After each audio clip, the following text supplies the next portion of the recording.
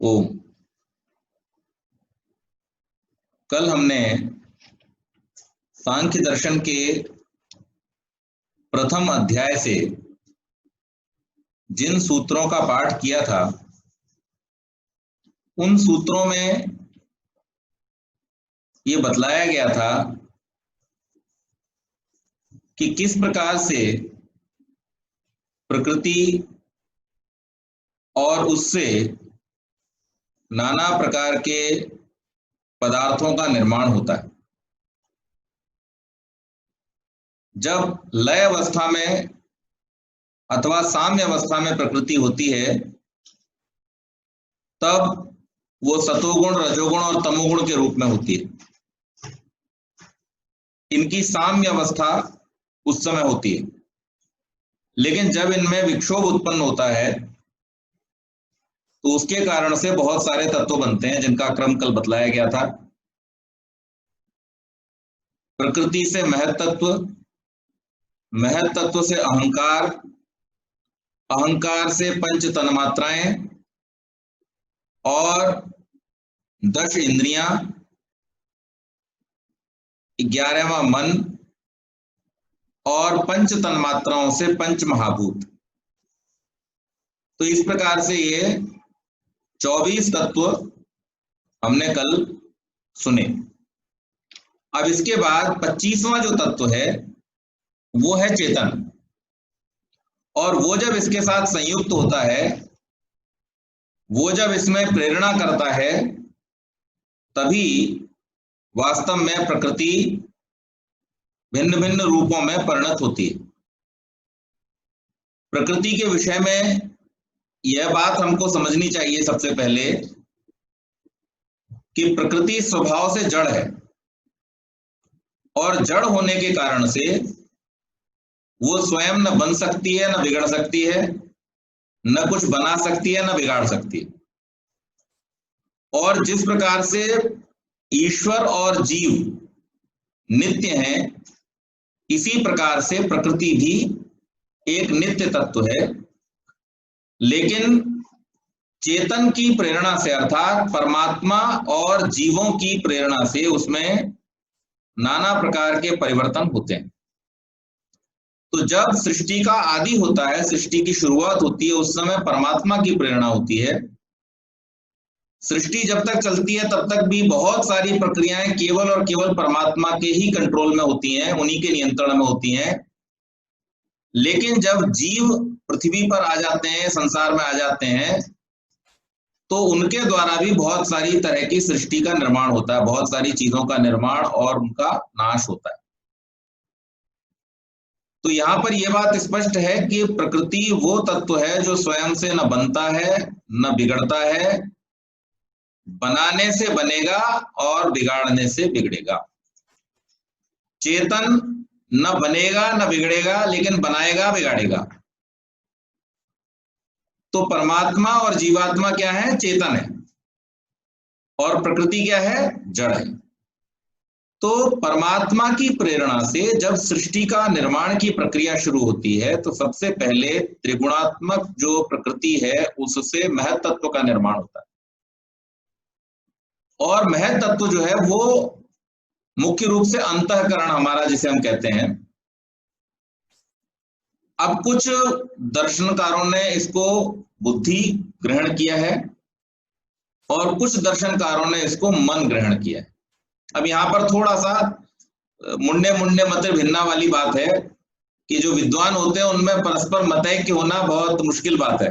तो इसलिए कुछ विद्वान इसको मन ग्रहण करते हैं और कुछ विद्वान इसको बुद्धि ग्रहण करते हैं, पर दोनों ने ही एक रूप में स्वीकार किया है कि अंतःकरण ही है। तो मन, बुद्धि, चित्त और अहंकार, ये क्या है? अंतःकरण के भाग हैं। इसलिए सांख्य दर्शन 3 को ग्रहण करता है, मन, अहंकार और बुद्धि। मन और चित्त को वो एक ही रूप में ग्रहण करता है। तो यहां पर जो महत तत्व है उसको हम बुद्धि से ग्रहण करेंगे, और उस महत तत्व के द्वारा अहंकार का निर्माण होता है।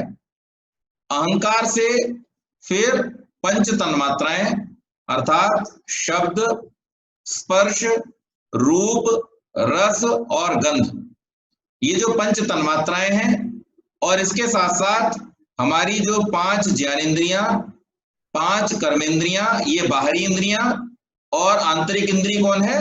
मन। इनका निर्माण अहंकार से होता है। और फिर जो पंच तन्मात्राएं अहंकार से निर्मित हुई हैं, उनके द्वारा पंच महाभूतों का निर्माण होता है। और फिर ये पंच महाभूत जो स्थूल रूप में आ जाते हैं, अब तक ये सारी चीजें सूक्ष्म थी, केवल पंच महाभूत जो है वो स्थूल हैं। इनके द्वारा सारा का सारा हमें जो स्थूल जगत दिखाई देता है, इसका निर्माण। इस सारे जगत में जो कुछ भी निर्मिति हमको दिखाई दे रही है, उसमें इन्हीं पंच महाभूतों का कुछ न कुछ अंश है। किसी में अग्नि तत्व ज्यादा है, किसी में जल तत्व ज्यादा है, किसी में वायु तत्व ज्यादा है, किसी में आकाश ज्यादा है, किसी में पृथ्वी तत्व ज्यादा है। लेकिन इन पांचों के अलावा और कोई छठा तत्व नहीं है। इसी के द्वारा सारे के सारे पदार्थों का सृष्टि में निर्माण होता है। और इस प्रकार से ये जो प्रकृति है, ये अपने अपने कारणों का भान कराती है। तो सबसे पहले हम देखते किसको हैं? स्थूल भूतों को देखते हैं।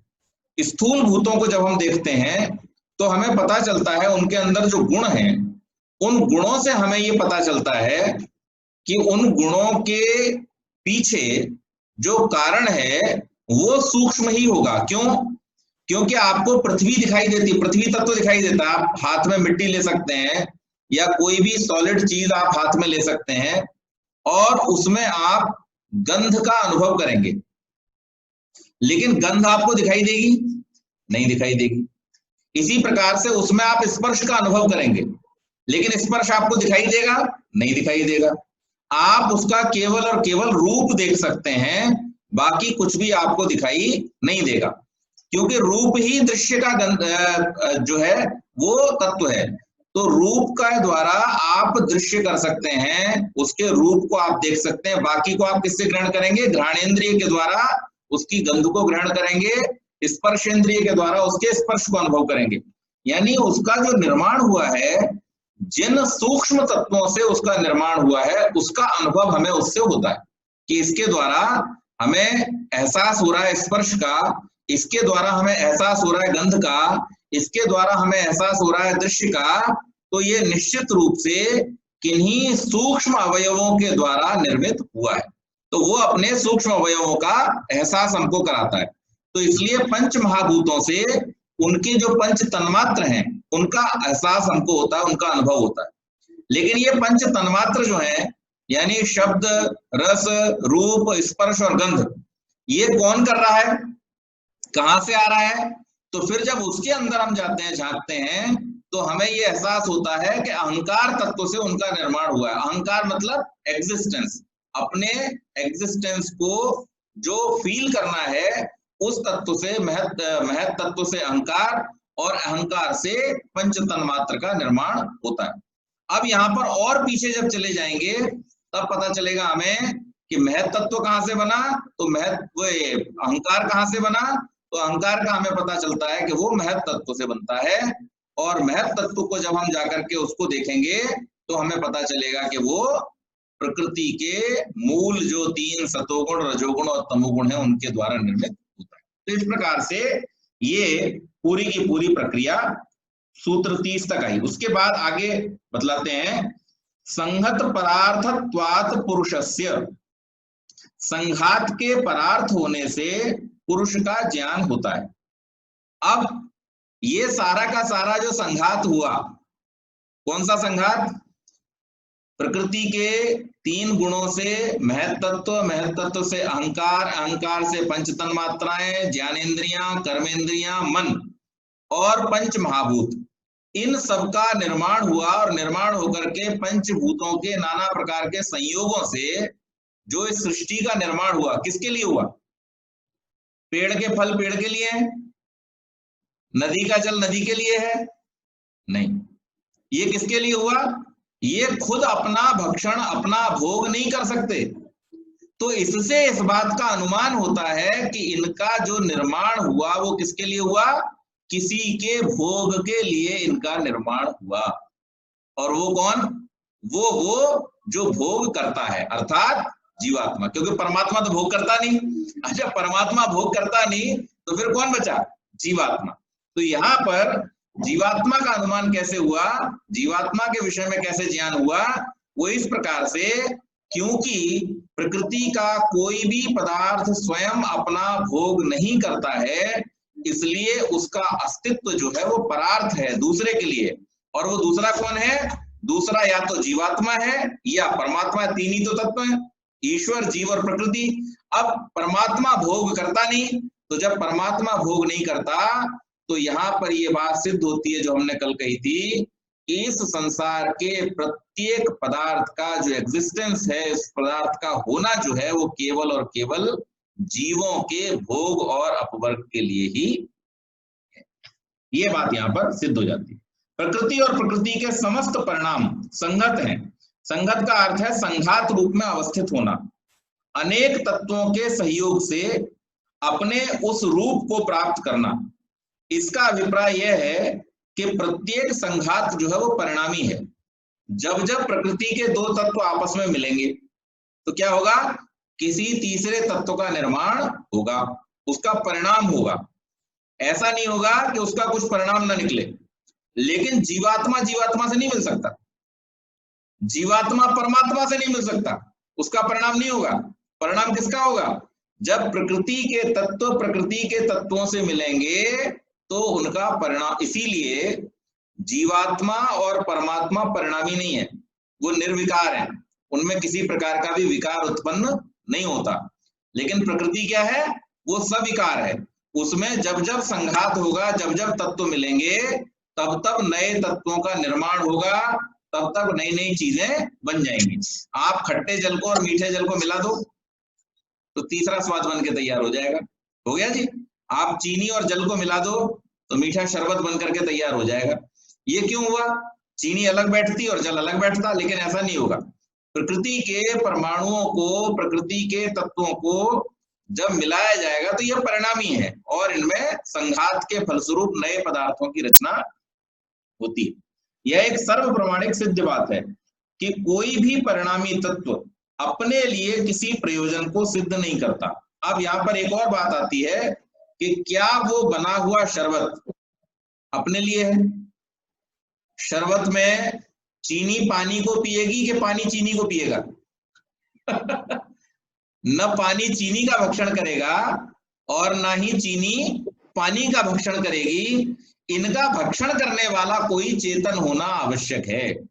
और इससे भी और गहराई में उतर जाइए कि चीनी और पानी को आप साथ साथ रख दो, न चीनी पानी में कूदेगी न पानी चीनी में कूदेगा, इनको मिलाने वाला भी कोई चाहिए।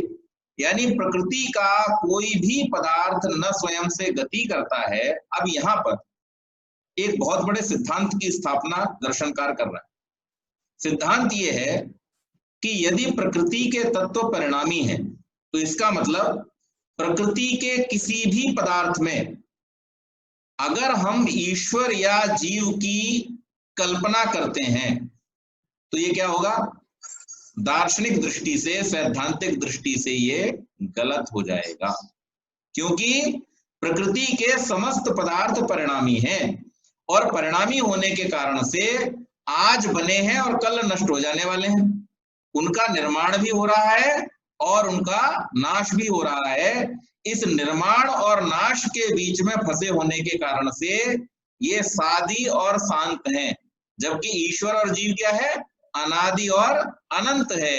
तो ये वहां सिद्धांत का खंडन हो जाएगा कि अगर हम मूर्ति में या किसी और चीज में, पाषाण आदि में ईश्वर का ग्रहण करते हैं तो वहां पर इस सिद्धांत का खंडन होता है कि ईश्वर तो अनादि और अनंत है, जीव तो अनादि और अनंत है, तो वो किस प्रकार से पत्थर में हो सकता है? पत्थर तो सादी है और शांत है, वो बना है और मिटने वाला है। उस मूर्ति का निर्माण करने वाला भी कोई है और समय के साथ साथ उस मूर्ति का नाश भी अवश्यम भावी है, निश्चित रूप से हो जाएगा। चाहे कितनी ही मजबूत पदार्थ की आपने बनाई हो, 100 साल, 200 साल, 2000 साल, 5000 साल, लेकिन वो निश्चित रूप से एक समय सीमा के बाद में, मैं कहता हूं परांत काल तक रुकी रही तो भी फिर भी उसका अंत तो होना ही है। जब प्रलय होगी तब जाकर के अपने तत्वों में मिल जाएगी, लेकिन उसका अंत होना निश्चित है। जिसका निर्माण हुआ उसका अंत होना निश्चित है। लेकिन जो जीव है और जो ईश्वर है ये अनादि और अनंत है, और अनादि और अनंत होने के कारण से इसका न कभी उत्पत्ति है और ना ही इसका कभी नाश है। तो यहाँ पर यह सिद्धांत प्रतिपादित होता है। दूसरा सिद्धांत ये कि जो पदार्थ जड़ है, जो पदार्थ प्रकृति से बना है, वो पदार्थ अपना भोग स्वयं नहीं कर सकता, और ना ही प्रकृति का कोई भी पदार्थ प्रकृति के दूसरे पदार्थ का भोग कर सकता है। तो जब ये एक दूसरे का भोग नहीं कर सकते, अपना भी भोग नहीं कर सकते, तो इसका मतलब यहाँ पर यह भी तय होता है कि इनका जो निर्माण है, इनका जो सृजन हुआ है, वो किसी दूसरे के द्वारा भोगे जाने के लिए हुआ है। तो ये भी सिद्धांत यहाँ पर स्पष्ट होता है कि प्रकृति के समस्त तत्व जीवों के पाप पुण्य फलों के भोग और उनसे मुक्ति पाने के लिए अपवर्ग के हित में हुआ है। आगे चलिए, उस चेतन तत्व का प्रयोजन है भोग और अपवर्ग। ये जो चेतन तत्व है, जो इस प्रकृति से अलग, जिसके लिए इसका निर्माण हुआ है, इस सृष्टि का जिसके लिए निर्माण हुआ है, उसका क्या है? दो प्रयोजन, उसके भोग और अपवर्ग। भोग और अपवर्ग इसी की सिद्धि के लिए समस्त सृष्टि की रचना है। चेतन आत्मा के भोग को प्राकृत पदार्थ साक्षात संपन्न करते हैं। हम देख ही रहे हैं, जो कुछ भी हम संसार में देखते हैं, चाहे अन्न के रूप में हो, फल के रूप में हो, वनस्पतियों के रूप में हो, इन सारे के सारे पदार्थों का हम भोग कर रहे हैं। अपवर्ग की सिद्धि समाधि लाभ से आत्म साक्षात्कार होने पर होती है। अब दूसरी चीज क्या है? अपवर्ग। तो अपवर्ग कैसे प्राप्त होगा? जिसके लिए इस शास्त्र की रचना की गई है कि समाधि के द्वारा जब आत्म साक्षात्कार की सिद्धि होती है, तब जीवात्मा को किसकी प्राप्ति होती है? अपवर्ग की प्राप्ति होती है। और समाधि कहां पर उपलब्ध होती है? समाधि केवल और केवल मनुष्य जीवन में ही उपलब्ध होती है। इसलिए यहाँ एक और सिद्धांत को लेकर के आएंगे कि मनुष्य जीवन का धर्म क्या है, मानव का परम धर्म क्या है, परम लक्ष्य क्या है? अपवर्ग की प्राप्ति, अर्थात समाधिस्थ होकर के उस ईश्वर के दिए हुए ज्ञान को ग्रहण करके और इस सृष्टि में अपने जीवन को यम नियम आदि के द्वारा संयत करते हुए भली प्रकार से जीते हुए और फिर अंत में समाधिस्थ होकर के और ईश्वर का और अपना साक्षात्कार करना, और उस साक्षात्कार के द्वारा विवेक ख्याति के द्वारा मोक्ष की सिद्धि करना, यही जीवन का एकमात्र उद्देश्य। इसके अलावा जितने भी उद्देश्य हैं, जितने भी कार्य हम करते हैं, वो भी पुरुषार्थ हैं, लेकिन गौण है, वो मुख्य नहीं है। लेकिन ये हमारा मुख्य पुरुषार्थ है जो करना चाहिए। भोक्ता आत्मा के अतिरिक्त एक और चेतन तत्व है, जो कौन है? अभोक्ता है। वो किसी प्रकार का भोग करता नहीं है, वो परमात्मा है। तो इसलिए प्रकृति अथवा प्राकृत तत्व इस चेतन तत्व का भी अनुमान कराते हैं। अब प्रकृति के द्वारा परमात्मा का भी अनुमान होता है। चेतन का तो अनुमान हमने कर लिया, चेतन के रूप में जीवात्मा का अनुमान हम इस प्रकार से कर लेते हैं कि ये सारे के सारे पदार्थ किसी के भोग के लिए हैं। तो वो जो दूसरा तत्व वो क्या है? चेतन भोग करने वाला तत्व है, जिसका नाम जीवात्मा है। लेकिन अब परमात्मा कहां से लाएंगे? तो परमात्मा की सिद्धि इस प्रकार से होती है कि ये जो सारे के सारे पदार्थ हैं, इनको बनाने का सामर्थ्य जीवात्मा में नहीं है। अब यहां पर हम परमात्मा को बीच में लाएंगे, क्योंकि जो भोग करने वाला जीव है वो इन पदार्थों का निर्माण नहीं कर सकता। उदाहरण देता हूं, सरल कर देता हूं इसको। क्या कोई मनुष्य गेहूं बना सकता है? क्या कोई मनुष्य फूल बना सकता है? क्या कोई मनुष्य अन्न वनस्पतियां आदि बना सकता है? नहीं बना सकता। और चलिए इससे आगे चलिए, जिसके ऊपर ये सारे अन्न वनस्पतियां आदि उगते हैं, क्या कोई मनुष्य उस पृथ्वी का निर्माण कर सकता है? और जिस पर हम स्वयं ही रह रहे हैं और जो इतनी विशाल है, इस विशाल पृथ्वी से भी अनंत गुने, बहुत बड़े बड़े कई कई हजार कई कई लाख गुने जो ग्रह नक्षत्र हैं, उनका निर्माण क्या कोई मनुष्य कर सकता है? नहीं कर सकता है। ये तो केवल कोई अनंत सामर्थ्यवान जो है वही कर सकता है। तो जो वो अनंत सामर्थ्यवान जो प्रकृति के तत्वों से नाना प्रकार के इन पदार्थों का निर्माण करता है और संसार के इन सुंदर नियमों का निर्माण करता है, वही परमात्मा है। वो चेतन तत्व इस प्रकृति के पदार्थों का स्वयं भोग नहीं करता है, वो केवल भोग करने वाले जीवात्माओं के लिए इन पदार्थों का स्वभाव से निर्माण करता है।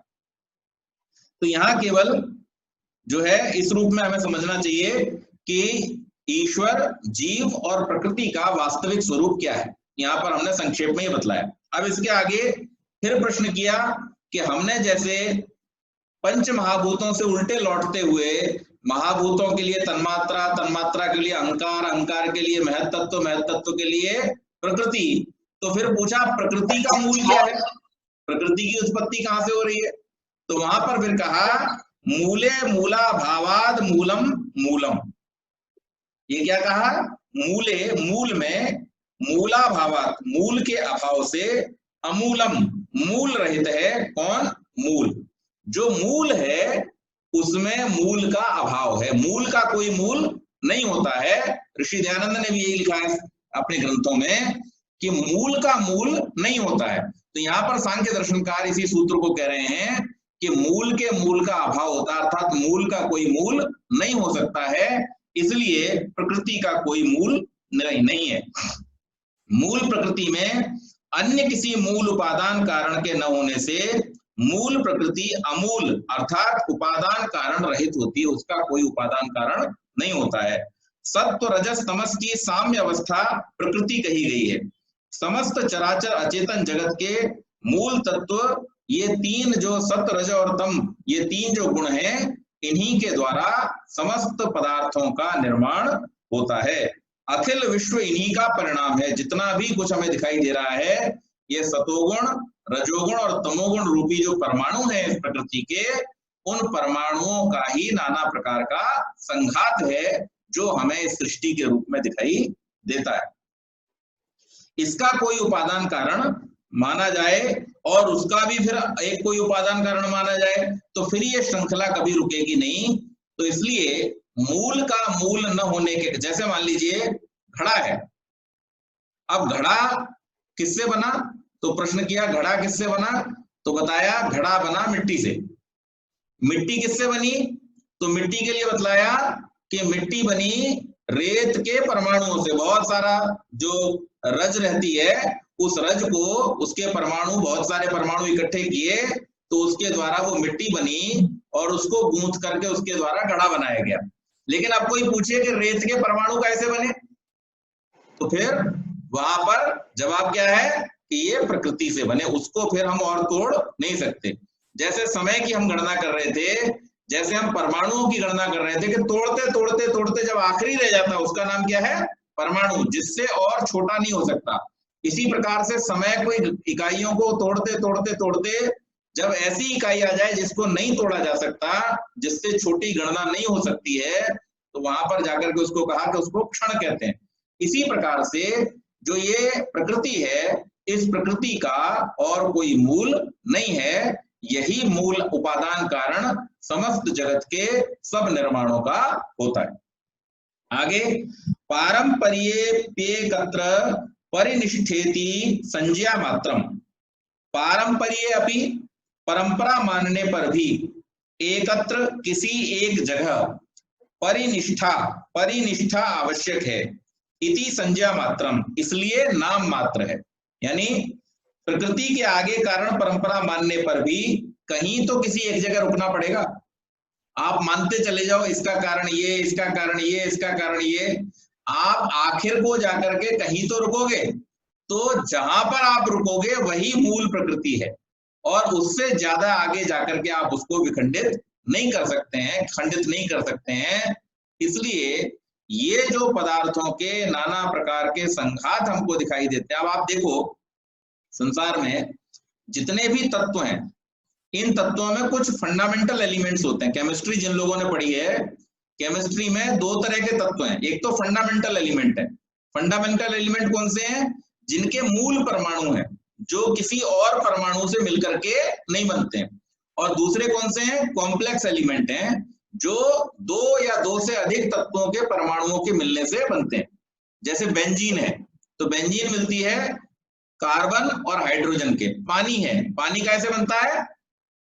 पानी ऑक्सीजन और हाइड्रोजन के मिलने से बनता है। इसी प्रकार से हम नमक कहें, नमक कैसे बनता है? सोडियम क्लोराइड, सोडियम और क्लोरीन के मिलने से बनता है। तो इस प्रकार से संसार के जितने भी तत्व हैं उनको दो श्रेणियों में, एक तो मूल तत्व हैं और एक जाकर के जो उनके मिश्रण से बनते हैं, मिश्रित तत्व हैं। लेकिन यहां पर जो हम बात कर रहे हैं वो उन मूल तत्वों के भी मूल की बात कर रहे हैं कि उन मूल तत्वों में भी जो छुपे हुए, जिसे हम आज की भाषा में अगर कहें तो इस रूप में कह सकते हैं, हालांकि पूरी तरह से वो उनका ट्रांसलेशन नहीं है, लेकिन फिर भी अगर हम माने तो इलेक्ट्रॉन, प्रोटॉन और न्यूट्रॉन, ये क्या है? क्योंकि सतोगुण जो है वो प्रकाश प्रधान है, तो इसलिए उसको हम प्रोटॉन मान सकते हैं। और तमोगुण क्या है? अंधकार प्रधान है, इसलिए हम उसको इलेक्ट्रॉन मान सकते हैं, ऋण सम्मत मान सकते हैं।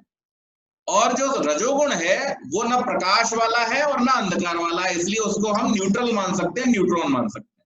तो उस रूप में हम देखते हैं तो भी इनका फर्दर जो है तोड़ा जाना संभव नहीं है। तो इसलिए ये जो मूल प्रकृति है सतोगुण, रजोगुण और तमोगुण वाली, ये वही प्रकृति है जिसको आगे जाकर के इसका कोई विखंडन नहीं हो सकता है। यही अपने मूल का स्वयं मूल है। आगे कहा समानः प्रकृतेर द्वयो, द्वयो माने दोनों में, प्रकृते है प्रकृति का, समानः सामंजस्य अर्थात ठीक है, चेतन और अचेतन अथवा पुरुष और प्रकृति, इन दोनों में से प्रकृति अर्थात अचेतन को ही जगत का उपादान कारण मानना समंजस है। समानः पद सामंजस्य अथवा प्रामाणिकता को प्रकट करने के लिए यहाँ पर प्रयोग किया गया। क्या कह रहे हैं? अब जगत का कारण किसको माने? प्रकृति को माने या चेतन जीवात्मा को माने? तो वो कहते हैं नहीं जी, प्रकृति को ही मानना पड़ेगा। क्यों? क्योंकि जो चेतन जीवात्मा है वो पदार्थ रूप नहीं है, वो स्थूल नहीं है, और स्थूल न होने के कारण से वो न बन सकता है और न बिगड़ सकता है। और जो संसार है वो कैसे बनेगा? जिसके द्वारा बनाया जा सके और जिसके द्वारा बिगाड़ा जा सके। तो यहाँ पर ये सैद्धांतिक बात पूछी गई, प्रश्न किया गया कि क्या संसार का, सृष्टि का मूल कारण हम परमात्मा को मान सकते हैं? बहुत सारे लोग कहते भी हैं इस बात को कि सृष्टि का मूल कारण कौन है? परमात्मा, परमात्मा के कारण सृष्टि नहीं। परमात्मा क्या है? निमित्त। ऋषि दयानंद ने भी निमित्त कारण स्वीकार किया परमात्मा को। परमात्मा मूल कारण नहीं है, परमात्मा क्या है? निमित्त कारण है। मूल उपादान कारण कौन है? प्रकृति है। और निमित्त कारण होने के नाते परमात्मा इस संसार को बनाता है, इस संसार की नाना प्रकार की जो गतिविधियां उनको चलाता है और उसके बाद इसको नाश कर सकता है। तो जड़ का लक्षण ही ये है, प्रकृति का लक्षण भी ये है, उपादान का लक्षण भी कहें तो ये है कि जो स्वयं से न बने न बिगड़े, बनाने से बन जाए और बिगाड़ने से बिगड़ जाए, उसको जड़ कहते हैं। जो स्वयं बनाता है लेकिन स्वयं न बिगड़े न बने, उसको चेतन कहते हैं, अर्थात जो निमित्त है। तो इस प्रकार से परमात्मा और जीवात्मा जो है वो संसार के निमित्त हैं और मूल उपादान कारण जो है वो प्रकृति ही है। तो यहाँ पर इसको हम प्रकृति को ही इसका उपादान कारण स्वीकार करते हैं। अधिकार त्रैविध्यान्न नियमः, अधिकार त्रैविध्यात, अधिकारी तीन प्रकार के होने से नियम नहीं, शास्त्र द्वारा उक्त अर्थ का निर्धारण कर देने पर भी जो प्रश्न है वो क्या है कि ऐसी व्यवस्था, एक जैसा ज्ञान हो सबका, ऐसी व्यवस्था नहीं हो सकती। वास्तविक ज्ञेय अर्थ के संबंध में जिज्ञासुओं के ज्ञान की सीमा का एक स्तर पर व्यवस्थापन किया जाना अशक्य है। अभिधानिकों ने कहा है समान मीहमानानां चाधीयानानांच केचिदर्थैर्युज्यते अपरे न। महाभाष्य में कहा गया है कि समान रूप से प्रयत्न करने वाले तथा समान अध्ययन करने वाले जिज्ञासुओं में से कोई सफल हो जाते हैं और कोई असफल होते हैं। कारण यह है कि इनकी ज्ञान ग्रहण करने की क्षमता के अनेक स्तर होते हैं और स्थूल रूप से उनको 3 वर्गों में संग्रहित कर दिया गया है। फलतः ज्ञान का अधिकारी जिज्ञासु 3 प्रकार का होता है, उत्तम, मध्यम तथा निकृष्ट। अतः बुद्धि आदि ज्ञान साधनों की स्वच्छता, दृढ़ प्रयत्न, नियमित जीवन, पूर्व सुकृत आदि के अनुसार शास्त्र प्रदर्शित प्रकृति पुरुष विवेक का ज्ञान किसी जिज्ञासु को शीघ्र तथा अंतिम रूप में, किसी को विलंब तथा अपूर्ण और किसी को अविलंब से तथा अति अल्प सीमा तक प्राप्त हो पाता है। इसलिए शास्त्र द्वारा प्रकृति पुरुष के भेद का स्पष्ट विवेचन कर देने पर भी प्रत्येक जिज्ञासु को उसका साक्षात्कार एक समान रूप से नहीं हो सकता। हमें यहाँ पे प्रश्न ये उठाया गया कि जब सूत्रों के माध्यम से हमने स्पष्ट कर दिया कि भाई ये परमात्मा है, ये जीवात्मा है, ये प्रकृति है, प्रकृति के गुण ऐसे हैं, जीवात्मा के गुण ऐसे हैं, परमात्मा के गुण ऐसे हैं, लेकिन क्या इतना कह देने मात्र से सबको परमात्मा का, जीवात्मा का साक्षात्कार हो सकता है? नहीं हो सकता। पहले भी ये बात बतलाई थी कि शब्द मात्र से साक्षात्कार नहीं होता है और उसमें भी इस बार क्या बतलाया, श्रेणियां बतलाई कि इनमें भी 3 प्रकार के जिज्ञासु हैं, 3 प्रकार की श्रेणियां हैं, उत्तम, मध्यम और अधम। उत्तम कौन है? जिनका जीवन सब प्रकार से सतोगुणी है, नियम आदि का पालन करते हैं, नियमित रूप से स्वाध्याय करते हैं, ईश्वर का चिंतन करते हैं और सात्विक भोजन ही ग्रहण करते हैं। ऐसे जो जिज्ञासु हैं उनको, और जिनके प्रारब्ध भी अच्छे हैं, पूर्व से भी जिनका प्रयास जो है वो इसी दिशा में है, उनको जल्दी ग्रहण होगा। जिनका अभ्यास ठीक नहीं है, जिनकी जीवनचर्या ठीक नहीं है, जिनका खान पान ठीक नहीं है और जो नियमित रूप से परमात्मा का चिंतन भी नहीं करते हैं, उन लोगों को ये ज्ञान बहुत समय में, और उससे भी ज्यादा जिनका खान पान उल्टा है, जिनके कार्य भी उल्टे हैं और जो परमात्मा को मानते भी नहीं हैं, ऐसे लोगों के लिए तो अति विलंब की स्थिति बनती है। तो कहने का अभिप्राय कि ये प्रकृति उपादान कारण है और इस उपादान कारण को मानते हुए और जीव को इसका भोक्ता मानते हुए और परमात्मा को इसका रचयिता मानते हुए हम इसको यहाँ पर ग्रहण करते हैं।